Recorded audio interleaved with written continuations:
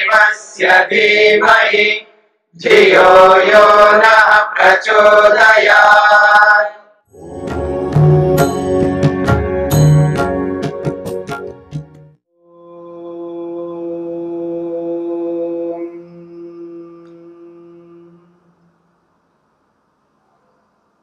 कैवल्यपाद के 9वें सूत्र तक हमने विचार किया है।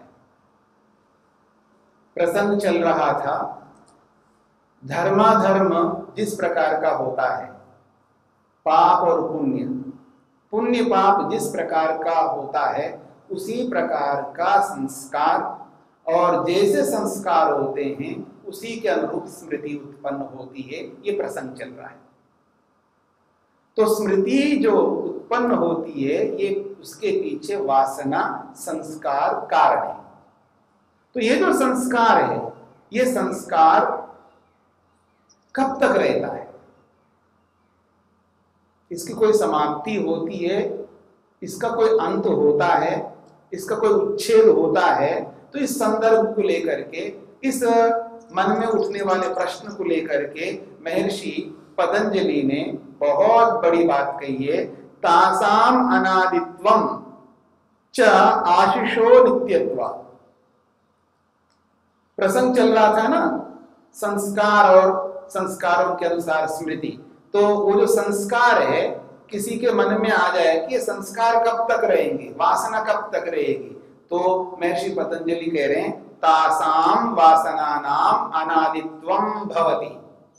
वो कहते हैं उन वासनाओं को अगर समझना चाहते हो, वो वासनाएं अनादि काल तक रहेंगी। तो तासाम अनादित्वम, उन वासनाओं का जो उसकी जो सीमा है वो अनादि है।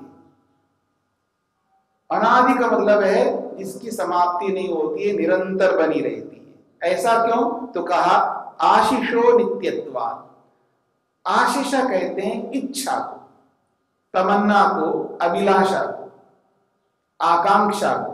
ये सब शब्दांतर हैं, अर्थ तो आशिषा यानी इच्छा। किसकी इच्छा? आत्मा की इच्छा। चेतन हम स्वयं आत्मा हैं, जो हमारी इच्छा जो होती है उस इच्छा के नित्य होने से, इसका अभिप्राय यह है जो हमारी आशाएं हैं, जो हमारी तमन्नाएं हैं, अभिलाषाएं हैं, ये कभी समाप्त नहीं होगी, कभी होगी नहीं। क्यों? आत्मा का स्वरूप है इच्छा करना, अभिलाषा करना। ये आत्मा का स्वभाव है, उसके नेचर में ही ऐसा है। तो जब आत्मा का स्वभाव ही इच्छा करना है, तो जब तक इच्छा रहेगी तब तक वासनाएं भी रहेगी। इसलिए कहा जा रहा है तासाम अनादित्वम, उन वासनाओं की जो है अनादिता है, अनादिपन है, वो अनादि तक रहेंगे, अनादि काल तक रहेंगे। क्यों? आशिषो नित्यत्वात्, आत्मा का स्वभाव नित्य होने से।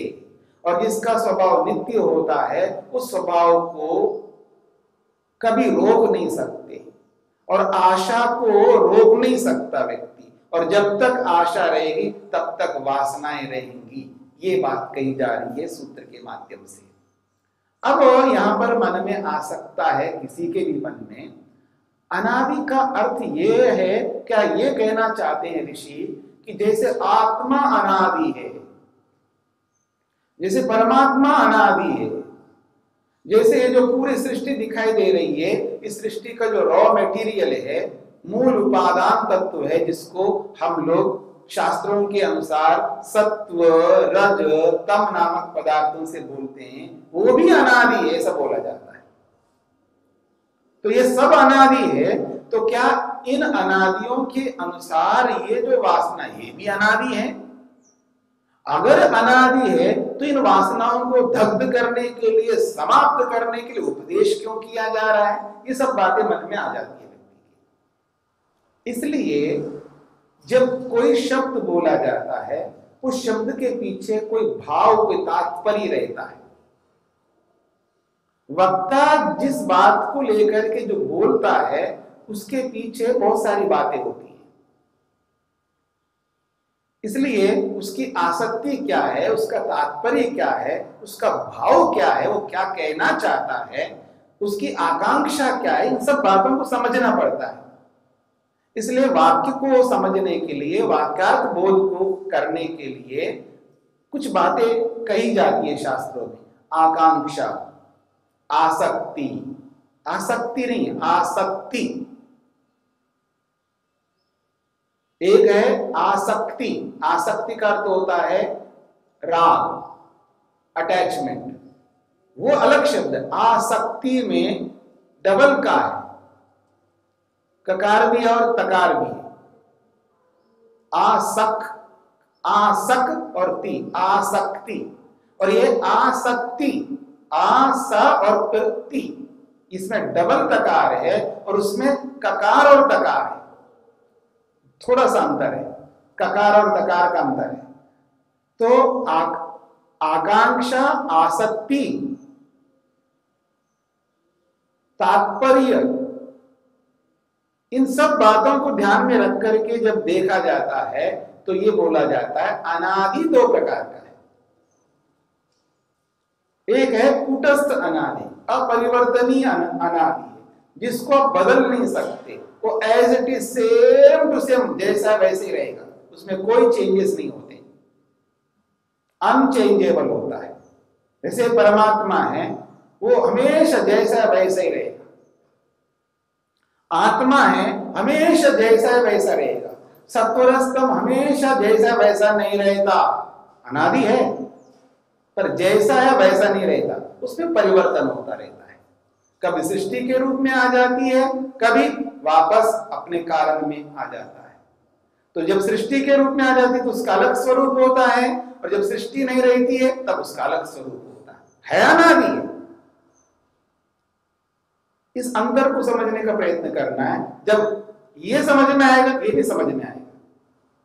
तो कहा जा रहा है कि जैसे आत्मा और परमात्मा अनादि है, उसमें कोई चेंज नहीं होता है, कोई परिवर्तन नहीं होता, इसलिए उसको कूटस्थ नित्य कहते हैं, अर्थात अनचेंजेबल,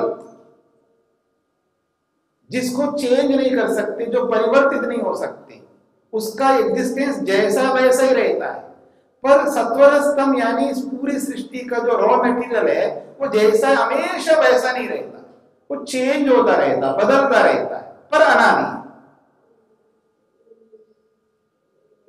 तो इस अनादि को प्रवाह से अनादि एक शब्द जोड़ते, उसके साथ एक विशेषण दिया जाता, प्रवाह नामक एक विशेषण शब्द दिया जाता है।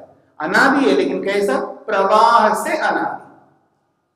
प्रवाह उसको कहते हैं, वो जो प्रवाह है, सृष्टि, सृष्टि के बाद प्रलय, प्रलय के बाद फिर सृष्टि, सृष्टि के बाद प्रलय, ये जो निरंतर इसका चल रहा है प्रवाह, सृष्टि के रूप में, प्रलय के रूप में, सृष्टि के रूप में, प्रलय के रूप में, इसका प्रवाह है। इस प्रवाह को कभी रोक नहीं सकते, ये भी अनादि है।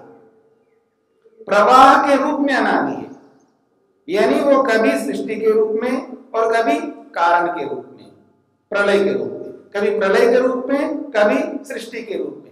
इस प्रवाह को आप कभी रोक नहीं सकते, इस क्रम को कभी नहीं रोक सकते, ये क्रम निरंतर रहता है। ये जो क्रम है, सृष्टि फिर प्रलय फिर प्रलय फिर सृष्टि, इस क्रम को भी कोई भी ब्रेक नहीं कर सकता।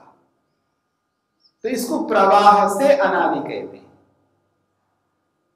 ऐसे ही ये जो वासना है, ये भी प्रवाह से अनादि है। जब जब सृष्टि बनेगी तब तक वासनाएं रहेंगी,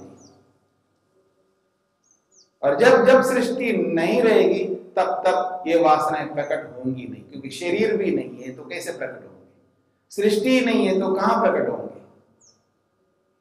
तो जैसे सृष्टि और प्रलय है, ऐसे वासनाएं और प्रलय, वासनाएं और प्रलय। जैसे सृष्टि क्या है? दृश्य है, और योग दर्शन के दूसरे पाद में पूरी सृष्टि को दृश्य शब्द से बोला है। भोगापवर्गार्थम दृश्यम भूतेन्द्रियात्मकम। ये जो सृष्टि और दो स्वरूपों में है, भूत के रूप में और इंद्रिय के रूप में। वहां भूत और इंद्रिय शब्द जो बोला जा रहा है, भूत तो पंचमहाभूतों को कहते हैं, और इंद्रिय शब्द ये जो ज्ञानेन्द्रियां, कर्मेंद्रिय, इनको तो कहते हैं। इसके अतिरिक्त और चीजों को भी इंद्रिय शब्द से बोला जाता है, वो पारिभाषिक शब्द है। भूतेन्द्रियात्मकम दृश्यम कहा है। ये जो पूरा का पूरा दृश्य सृष्टि संसार है, ये दो स्वरूपों में विद्यमान है और इसको दृश्य कहते हैं। और दृश्य का जो अर्थ होता है भोग्य वस्तु, भोग्य पदार्थ, जिसको भोगा जाता है आत्मा के द्वारा। पूरे दृश्य को भोग्य कहा है योग दर्शन में। दृश्य इट मीन्स भोग्य वस्तु, भोग्य पदार्थ। तो ये जो भोग्य है ये दृश्य है और ये जो सृष्टि है ये सब भोग्य है। तो सृष्टि का ही एक अंश ये संस्कार। कैसे? मन में रहते हैं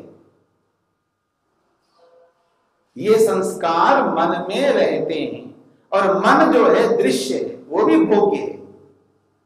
मन के माध्यम से हम भोग करते हैं, ये तो स्पष्ट है, सबको पता है।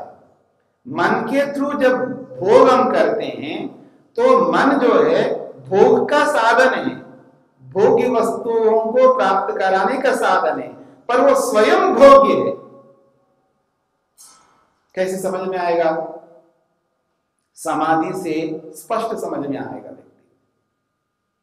जब व्यक्ति संप्रज्ञा समाधिस्थ होता है, संप्रज्ञा समाधि लगाता है, बाहर का संपर्क बंद हो जाता है, बाहर के सुख दुख समाप्त हो जाते हैं और संप्रज्ञा समाधि में बैठ करके वो शांत होता है, तृप्त होता है, संतुष्ट होता है, निर्भीक होता है और अपने आप को स्वतंत्र अनुभव करता है और उसी में बैठा रहना चाहता है जब तक समाधि लगाता है।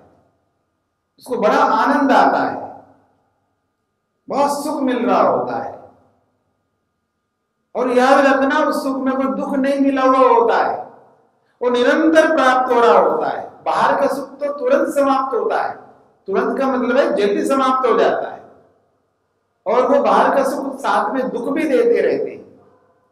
पर वो समाधि में बैठ करके वो आनंदित रहता है। वो आनंद क्या है? मन है। वो मन से आनंद ले रहा होता है, पर वो अंदर का आनंद है, वो मन का आनंद है, वो सत्वगुण का आनंद है। तो मन को भी भोगता है, हर वस्तु भोग्य है। इसलिए साधन पाद में महर्षि पतंजलि ने, वेद व्यास ने सृष्टिस्थ समस्त पदार्थों को भोग्य माना है, इसलिए उन सबको दृश्य कहते हैं। तो इसी बात को यहां पर हमें समझना है। ये जो हमारा मन है, हमारे मन में संस्कार रहते हैं। देखिएगा, गुण और गुणी को हम अलग नहीं कर सकते, ये एक सिद्धांत है। गुण और गुणी को अलग नहीं कर सकते। तो मन के जितने भी गुण हैं उनमें ये संस्कार भी एक उसका अपना गुण है, वो मन में रहते हैं, मन के साथ ही रहते हैं, तो उसी का अंश है। इसलिए संस्कार भी दृश्य है, भोग्य है। इनको भोगते हैं अपने संस्कारों को। देखिए, बाहर से कुछ आदमी न खा रहा है, न पी रहा है, न देख रहा है, न सुन रहा है, न सूंघ रहा है, कुछ नहीं है। आंखें बंद करके बैठा है, अपने संस्कारों को उभार करके, उसकी स्मृति लाला करके खुश हो रहा होता है अंदर अंदर से, उनको भोग रहा होता है। अथवा भोग दो प्रकार का होता है, एक तो सुख के रूप में भोग रहा होता है और एक दुख के रूप में भोग रहा होता है। वो याद कर करके, स्मृति ला ला करके, संस्कारों को भार उभार करके, वो किसी ना किसी को ध्यान में रख करके, चाहे वो जड़ वस्तु हो या चेतन वस्तु हो, पैसे को लेकर के, मकान को लेकर के, जमीन को लेकर के, संबंधों को लेकर के, माँ को लेकर के, पिता को लेकर के, पति को लेकर के, पत्नी को लेकर के, भाई को लेकर के, जिस किसी भी संबंध को लेकर के वो दुखी हो रहा होता है, अंदर से संतप्त हो रहा होता है, संताप प्राप्त कर रहा होता है, वो दुख अनुभव कर रहा होता है उसी मन से। तो इस दृष्टिकोण से यहां पर यही बताया जा रहा है कि ये जो वासनाएं हैं ये अनादि है, प्रवाह से अनादि है। और मन जो है, मन में रहने वाले जो संस्कार है, ये भी प्रवाह से निरंतर बने रहेंगे। जब जब सृष्टि तब तब ये वासना है। तो क्योंकि सृष्टि और प्रलय इसका निरंतर संबंध बना रहता है। ये जो दोनों का संबंध है सृष्टि और प्रलय का, ये निरंतर क्रम से चल रहा होता है। इस क्रम रूपी प्रवाह को यहाँ अनादि शब्द से कहा जा रहा है। ऐसा हम सबको समझना चाहिए। इसलिए कहा जा रहा है तासाम अनादित्वम, उन वासनाओं की अनादिता है। क्यों? आशीषो नित्यत्वा, आत्मा की जो इच्छा है, आत्मा की जो अभिलाषा है वो नित्य है। इसी कारण से इनको अनादि बताया जा रहा है। क्योंकि आत्मा की जो इच्छा है वो हमेशा ही इच्छा करता रहता है, और जब तक इच्छा करता रहेगा तब तक वासनाएं बनती रहेंगी। अब ये जो इच्छा बंद कब होगी आत्मा की? जब तो नित्य कहा तो बंद कहां होगी, पर उसमें अंतर आएगा। इच्छा के अंदर अंतर आएगा, इच्छा के स्वरूप में अंतर आएगा। इच्छा दो प्रकार से कर सकता है व्यक्ति। कोई दुख की इच्छा भी करता है, कोई सुख की भी इच्छा करता है। कोई सोचे कि दुख की इच्छा कौन करेगा, दुख कौन चाहेगा? दुख को दुख के रूप में नहीं चाहता है, जिसको सुख मान करके चाहता है वो दुख हो जाता है।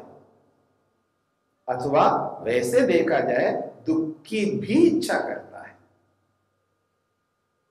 ऐसे कैसे हो सकता है? ये तब हो सकता है जब बड़ा बड़ा दुख मिल रहा हो, बड़े बड़े दुख मिलने की स्थिति आ रही हो, तो वो क्या करेगा? तो बहुत बड़े बड़े दुख प्राप्त होने की स्थिति सामने मुसीबत आ रही हो, तो क्या करता है? उन बड़े दुखों से छुटकारा पाने के लिए छोटे छोटे दुखों को चाहता है, ताकि इन छोटे दुखों में लग जाऊं तो बड़े दुखों से छुटकारा पाऊंगा।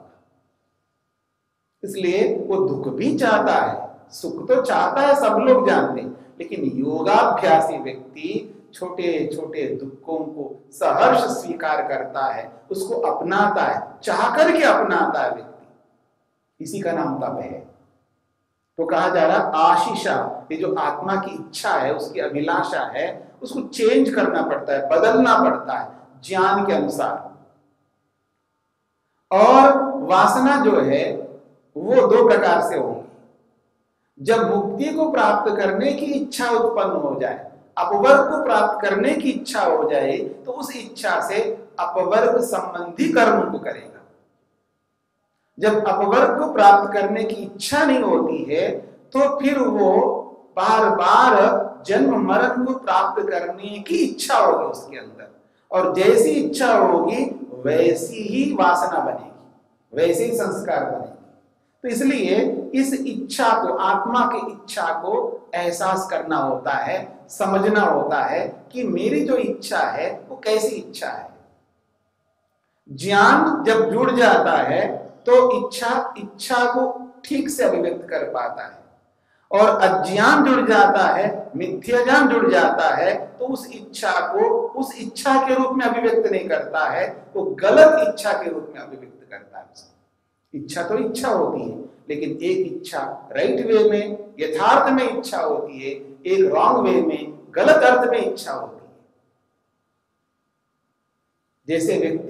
जैसे आजकल कोई भी व्यक्ति जिसके पास जानकारी नहीं है, इंफॉर्मेशन नहीं है, तो वो ऐसी ऐसी वस्तुओं की इच्छा करते हैं जो कि हानिकारक है। कोई शराब की इच्छा करता है, कोई स्मोक करने के लिए धूम्रपान करने की इच्छा करता है, कोई ड्रग्स लेने की इच्छा करता है, कोई पता नहीं कैसी कैसी इच्छा करता है। उनको ये बोध नहीं है कि उससे कितनी बड़ी हानि होगी। वो व्यक्ति बड़ी हानि को नहीं देख पा रहा होता है, वो छोटी छोटी हानि को देख पा रहा होता है। इसलिए उसका मैनेज करूंगा, उसका इस्तेमाल करके मैं उसका समाधान करूंगा, ये मान करके व्यक्ति चलता है। जब उसको ये बोध हो जाए कि मैं कोई मैनेज नहीं कर सकता, हानि को रोक नहीं सकता, और ये छोटी हानि नहीं है, ये बहुत बड़ी हानि को बुलावा देने वाली हानि है, जब उसको स्पष्ट दिमाग में आ जाए तो कभी नहीं चाहेगा। क्योंकि वो हानि को चाह करके अपना इसलिए रहा है क्योंकि उसको लगता है मैं इतना टैलेंटेड हूं, मैं इतना स्मार्ट हूं, मैं इतना एक्सपर्ट हूं, उस हानि को मैं बदल लूंगा और उसका इंतजाम कर लूंगा, उसको समान कर लूंगा, ऐसा मान करके वो गलत इच्छाओं को करने लगते हैं। तो इन सब इच्छाओं को ध्यान में रख करके जब देखते हैं तो हम अपनी स्वाभाविक इच्छा को स्वाभाविक रूप में रख करके जो जैसी इच्छा करनी चाहिए वैसी इच्छा कर करके हम मुक्ति तक, मोक्ष तक पहुंच सकते हैं। इसलिए ये बात कही जा रही है यहाँ पर, आशीष, आत्मा का जो स्वभाव है वो नित्य है। जब आत्मा का स्वभाव नित्य है तो ये जो वासनाएं जो हम बना रहे होते हैं वो भी नित्य हो जाती हैं, प्रवाह से नित्य। ऐसा हमें समझ करके चलना चाहिए।